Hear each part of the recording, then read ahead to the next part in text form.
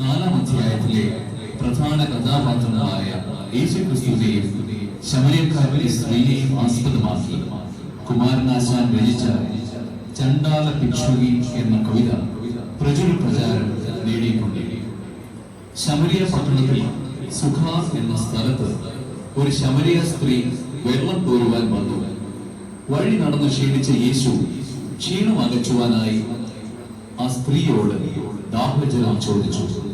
താൻ അധകൃതയായ സ്ത്രീയാണെന്നും തന്റെ കയ്യിൽ നിന്നും വെള്ളം കുടിക്കുന്നത് തെറ്റല്ലേ എന്നും ആ സ്ത്രീ യേശുവിനോട് ചോദിക്കുന്നു. എന്നാൽ സമത്വത്തിന്റെ സന്ദേശം ക്രിസ്തുദേവൻ ഇവിടെ പകരുന്നതാണ് ഈ സംഗീത ശില്പത്തിന്റെ ഇതിവൃത്തം.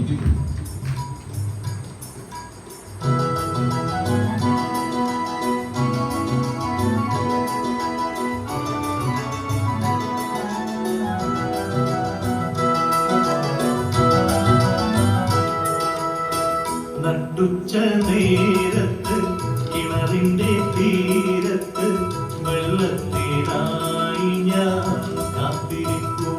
നാലിൽ ഒരു പാത്രം ദാഹജലം നീ എനിക്കു നൽകൂ.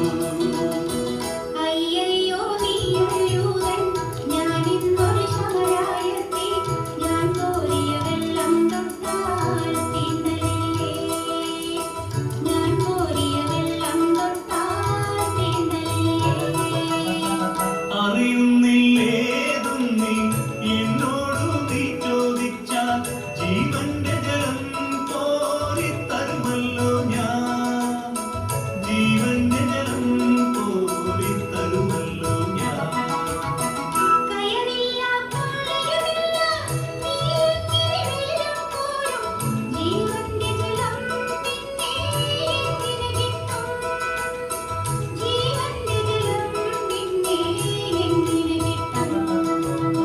ഞാൻ നൽകും നിത്യജലം നീ വിശ്വാസമെന്നു കുടിച്ചാൽ നാളിൽ നിനക്കൊരു നാളും ദാഹിക്കില്ല, നാളിൽ നിനക്കൊരു നാളും ദാഹിക്കില്ല.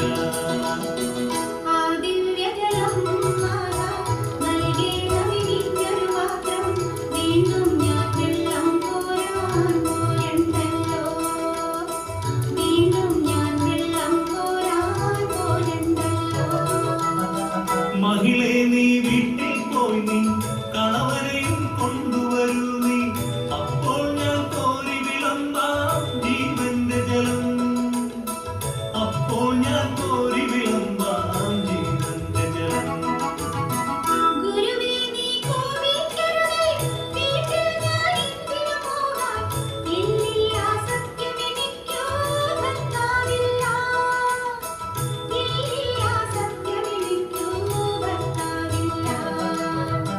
നീ ചൊന്നതു സത്യം തന്നെ